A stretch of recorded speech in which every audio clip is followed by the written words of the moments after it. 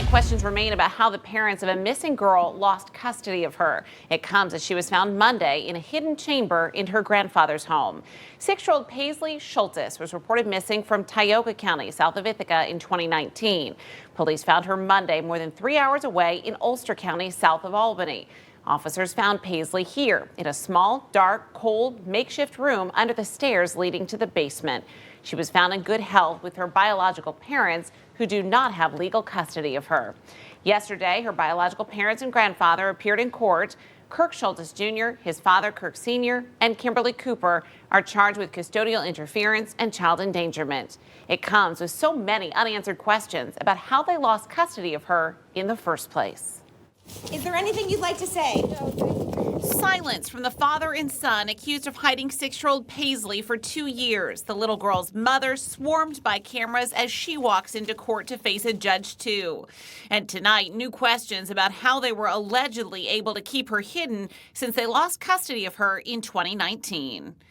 I think a lot of individuals are excited and happy that we found the child. But I think by the same token, a lot of people are very concerned of how was this allowed to happen for this period of time.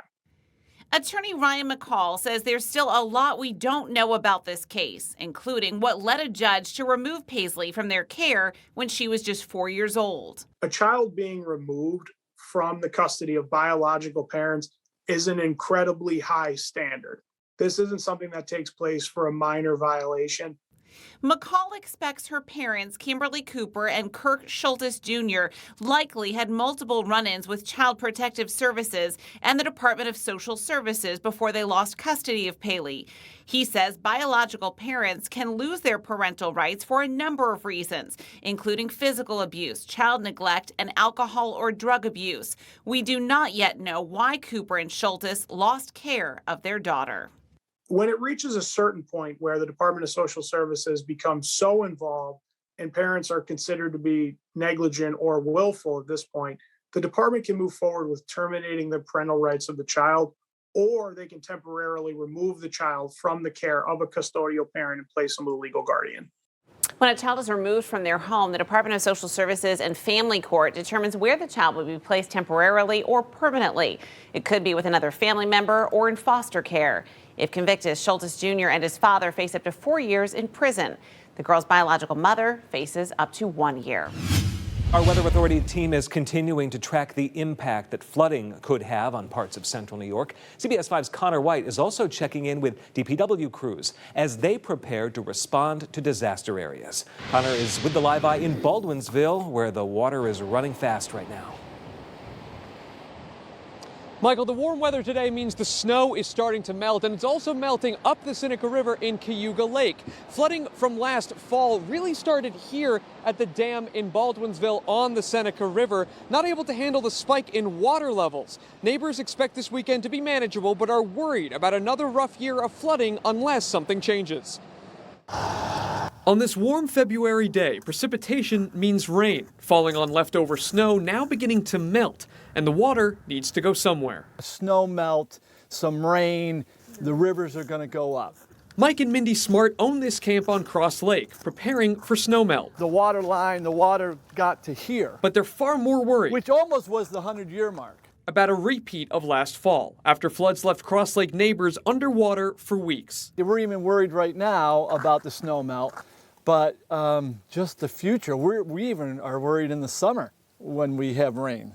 Advocates say the state needs to reopen a study conducted in 1999 by the Army Corps of Engineers, which found that renovating existing dams and floodgates like the one in Beeville could help. The damage is tremendous every year, and septics are going into these waterways when this happens. Down the road in the village of Jordan, DPW head Pat Burns says that problem will continue until the floodgate system changes. Baldwinsville, where it ultimately has to go, it's flat till Baldwinsville, then there's a flood dam there. It's not adequate enough to handle what is dumped upstream at Tioga. Prepping for this weekend's flooding, waiting to see how bad things get at Cross Lake as neighbors brace for warmer weather. You either try a mitigation or the state or someone has to buy out all these properties and just say let it flood. Because I don't know what else you can do. Neighbors in Cross Lake, like the Smarts, are hoping for a meeting with the Erie Canalway Corporation, hoping to get something changed when it comes to these kind of floodgates. In the meantime, State Senator John Mannion says that a flooding task force that was originally formed in 2017 is finally set to meet for the first time this year. When it comes to flooding this weekend, experts say that we're not likely to see much in our area today, but could see an impact come Saturday. Reporting in Baldwinsville, I'm Connor White. I heard a lot of red tape, but red tape doesn't move very fast, Connor. These people must be so terribly frustrated.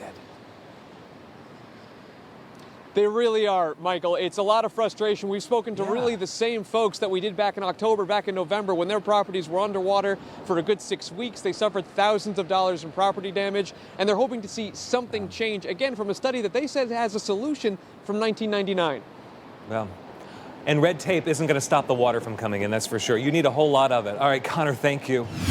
And you think Boeheim, you think basketball. Jim Boeheim is in his 46th season as head coach of the Syracuse men's basketball program. Now his two sons are also in the spotlight. But sister Jamie Boeheim is now finding her own way after giving up the sport. CBS 5's Samantha Croston reports. From the time Jamie Boeheim started playing basketball at 7 years old, the most meaningful part about the sport never involved the X's and O's. From the jump, the connections and the team chemistry you can build and just celebrating a win is really what it's about for me. In high school, she won 3 state championships in a row at Jamesville DeWitt to finish out her high school career. But with a last name like Boeheim came added responsibility and pressure. You kind of just assume anyone in the basketball world is going to recognize that name and have expectations with it. Those pressures magnified in the college recruiting process, especially with her last name. These coaches already know who I am. They're probably already watching me to see, oh, what can Jim Boeheim's daughter do?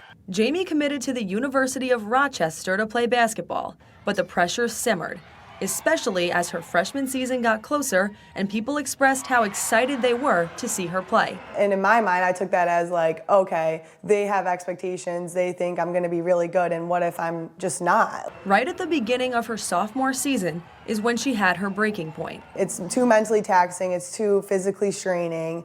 Really, what am I even getting out of it anymore? That was where I was at, you know, is there anything I'm getting out of this besides my friendships? She quit right then and there, so she wouldn't go back on a decision she knew in her heart was the right one.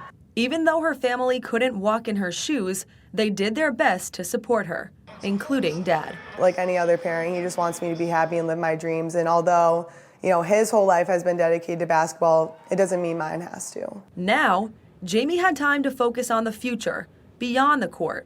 After the initial shock wore off, she found that leaving the sport opened the door to other opportunities she might have missed out on. For one, discovering her passion to pursue a career as a mental health counselor. I want to help people too, and I can really take my experiences and channel them to connecting with others. The draw to the mental health field lies in her ability to connect with people who feel anxiety, stress, and other negative emotions, because she dealt with those herself as an athlete. I think I really just made a connection with my mental health and my past to where I can bring it in the future, whether it's someone who plays sports or someone who doesn't. She won't be scoring 20 points a game, and she won't be known for the thing her family's dynasty is built upon. Instead, she'll be paving her own way, building her own legacy. I think people really love and think that it's special that I'm different, and I've learned to embrace that. Jamie is currently in the process of applying to several grad schools in the Northeast to become a mental health counselor. A notable on that list, Syracuse University. The Boeheims could end up having 3 kids repping the orange after all.